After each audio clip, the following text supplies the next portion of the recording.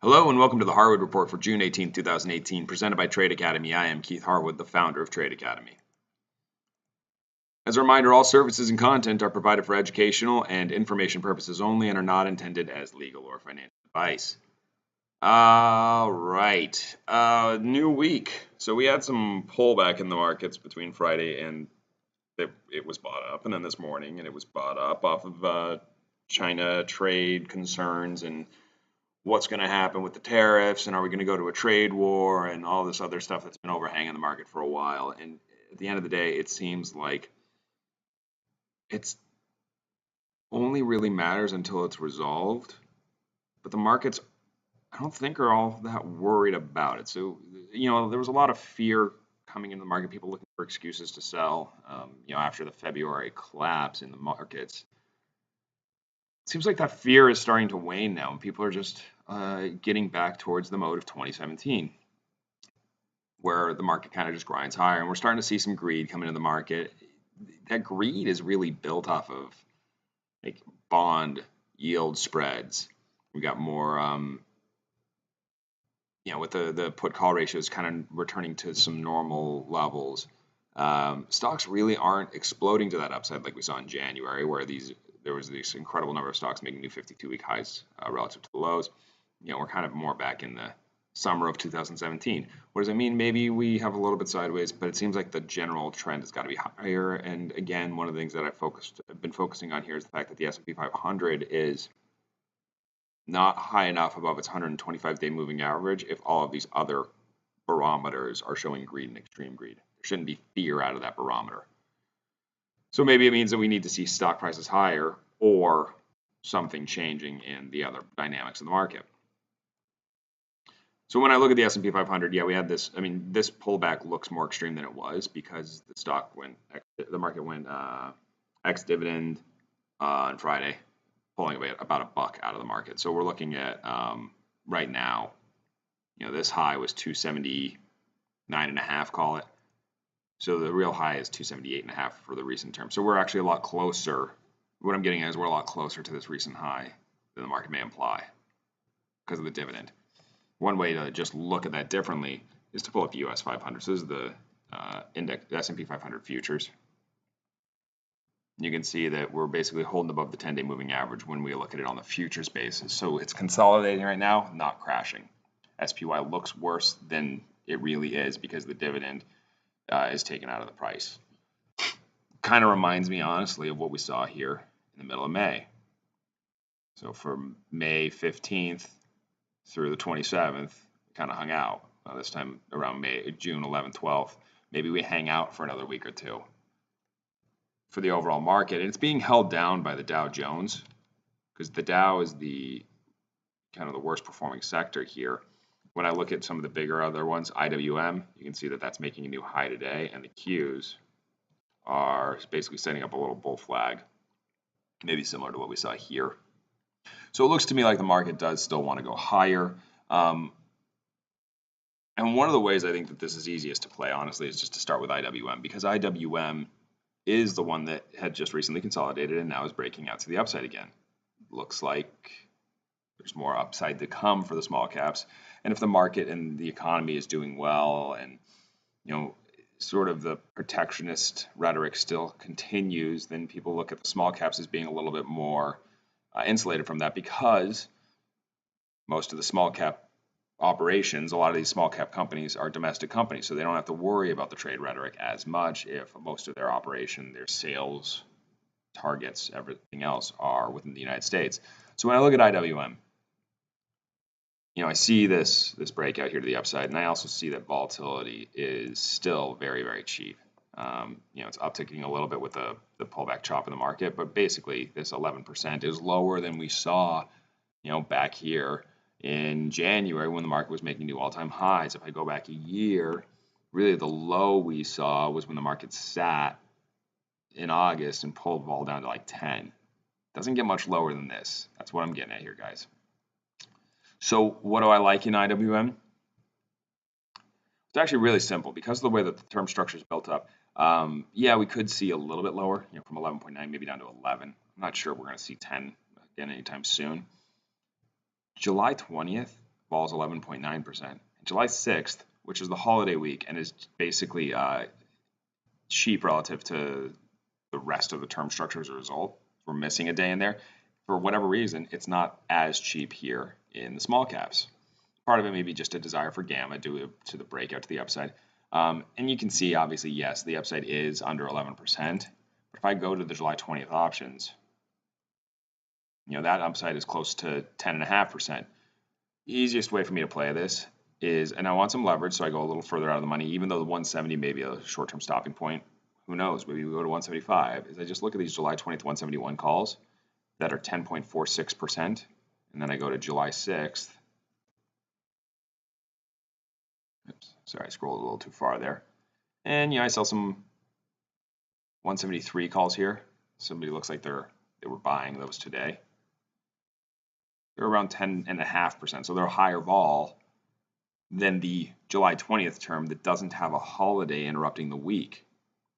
So it's kind of a nice little nuance there with the trading days and everything else. When I look at the complex order on this, it's 78 cents to buy July 20th and sell July 6th. And if the market explodes higher, this goes to $2. It goes to the difference in the strikes. And if it takes some time to go higher, this works out really well because the 173s can just expire worthless.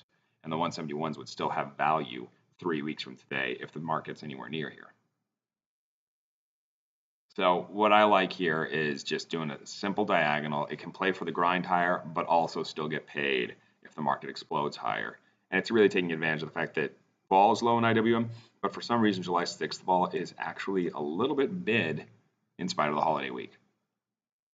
So that creates a nice little long delta, little long gamma, little long vega trade for IWM. So that's kind of the nature of how I'll be looking at IWM as a starting point for me. I do kind of like those diagonals when there's a chance that the market can either spike, but given the run we've already had, I would be more inclined to think that we should go towards a grinding higher mode than a spiking higher mode. But I don't want to hurt myself in case the spike occurs instead. So let me move on to TLT. It's kind of doing a whole lot of nothing, right? Market gets extremely short when it's at lows and starts talking about the yield, about yields rising. What does that do? Squeeze out the shorts.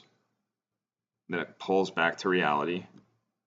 And we had a little bit of fear coming in on the trade tariff stuff, and that kind of pulled some of the shorts out again. The Fed talked about the potential that maybe we do get to 4 rate hikes.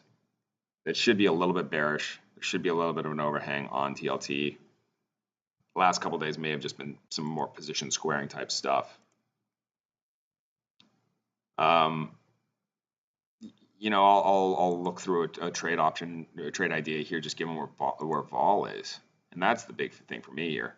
This vol doesn't get any cheaper than this. Every time we get down to 8.8%, it finds a buyer. So we're at the lows in vol. Well, how do I trade vol being as cheap as it's going to get? I just buy a straddle or a strangle. So there's going to be some theta risk to that. If I was really worried about that, I could basically do something where I buy 10 July 120 straddles and sell 1 or 2 in the front to hedge off my theta. But historical volatility is over 9% on the 10-day move. Historical volatility in the last 20 days is 11.5%. So there's no reason for me to hedge buying 8.8% vol. Just have to be aware that when trading a straddle, it's important to actually scalp the position. So to me, it's just, the 120 straddle for 252 is too cheap.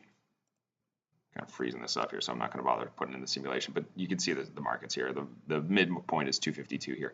Buying that 8.85% is just, I think that's kind of a winning concept here. Last week, the vol was higher going into the Fed. Now that the Fed's out, maybe they hit the vol too much. That's all we're getting at here. So TLT vol, too cheap. Let's go over to the gold stuff because last week was a big one. I mentioned this in my Wednesday update for anybody that is on the premium newsletter, that I thought that this continued rally in dollar yen, firming above the 200-day, testing the recent highs, would likely weigh on gold. And the fact of the matter is gold has been up here when in reality maybe it needed to make that move back here towards 119 or 118. We had this big support level here, 122. And we firmed because of concerns about the tariffs. And yet the announcement really didn't matter for gold. It was actually, we had an overall Friday that was bearish for commodities as thoughts about OPEC came through and thoughts about global trade and everything came through, and that created this washout in GLD. So for those of you that are not subscribed, you kind of missed out unless you came up with this one yourself. But I talked about buying the 122 puts originally on Wednesday afternoon, and with the rally on Thursday, about the 22.5s that expired on Friday. You can see that they were 3 cents on Friday. By the end of the day, those were $1.50 in the money. It's a pretty nice R&R. Now, where do I see gold going from here? That's the big question, right? Because we could talk about a previous trade, but more importantly is what's next. And the answer for GLD, I honestly think, is maybe a little bit of nowhere for a couple of days. Kind of trade around where this volume was. And then we decide whether we're going to push back higher towards the 124 level or retest this 118 level. In the meanwhile, what might be more interesting is the miners. So gold's weakening. The miners have been holding up okay. They didn't get completely creamed on Friday. They got hit, but not creamed. So if gold hangs out down here or starts weakening again, it might start to create a little bit more downside for the miners. I mean, we're just talking 32 or a little bit lower, maybe 31.70. And the thing that I've been watching most closely here in the miners, and this is the junior miners because those are the ones that are most leveraged to the stock price of gold and the most in need of prices to go higher. But you see how low this vol is. I mean, dear Lord, when I was looking at this a year ago, you can see where GDXJ vol was. A year ago, it was in the 30s. So it's down sub 20. And yeah, we've had less realized volatility. And part of that's this, I think, overall lack of interest in getting involved with the miners. But those that are in may have to get out if gold does continue to weaken. So it creates an explosive potential profile there. If gold continues to weaken, the miners have the next potential for that gap lower. I don't necessarily want to do anything for this week. But if I go to next week, those 32s, 16 cents. If we get the washout move, those explode. Part of the reason I don't want to do the 32s for this week is that they're 7 cents and they're 23 vol. I don't want to buy 23 vol if I can buy 18.5 vol on the same strike in a week. So there's two ways for me to play that. Number one, I'm just going to talk about the long of next week's 32s. But if I wanted to do a partial hedge here, I would sell a couple of this week's 32s for 7 or 8 cents. Doesn't sound like a lot of money, but with the right commission structure, it can help reduce the theta of the trade again. So, my general trade is if I like being long Vega. I don't mind being long a little bit of Gamma. And I like being long those 32 puts in case of a washout. It gives me the explosive return profile. Now, if nothing happens for a few days, maybe I have to sell a couple of this week's 32 puts to hedge. And I won't be getting, if I wait a couple of days, I won't be getting them for 7 cents. I'd be getting them for 5 or 6. But at least it reduces some of my theta. For now, though, the trade, the obvious trade sort of here, it seems to be these June 29, 32 puts for 16 cents, especially if there is that much of a bid to this week's puts. It means maybe somebody is trying to get a hedge on, and that's the better spot to get a hedge to a long or create a short position. And I like the short position because of what happened in gold on Friday. Moving on, I'm going to talk a little bit about oil because oil is all over the place last 2 days. So everything that happened on Friday crushed oil. And then today OPEC said that their production increases are likely to be smaller than what people were looking for. So that helps create a bid back to oil. Yeah, they're probably going to increase their production, but maybe it's not so much that it actually destroys the prices. Remember, these guys don't want to destroy prices. They want prices high. They just want to maximize their profit. So how do they maximize their profit? They want the highest price times the amount of supply they can get. If they flood the market and price goes to zero, they make nothing. If they don't produce anything, price goes through the moon, through $100, but they don't make any money there either because they're not producing enough. So they're trying to just maximize their expected value. If it costs them, $20 to get a barrel of oil out of the ground, They take the difference from where they can sell it to where they can produce it, multiply that by the number of barrels that they're producing, and that's their profit. And if the incremental barrel drops prices more than it helps their profit, they're not going to produce that incremental barrel. So they're looking to keep the market somewhat stable, but also somewhat high. That helps with the Saudi Aramco IPO. The big thing for me, though, is it's less about oil itself, and it's more about the domestic producers in the United States. So XLE got hit hard, as did OIH.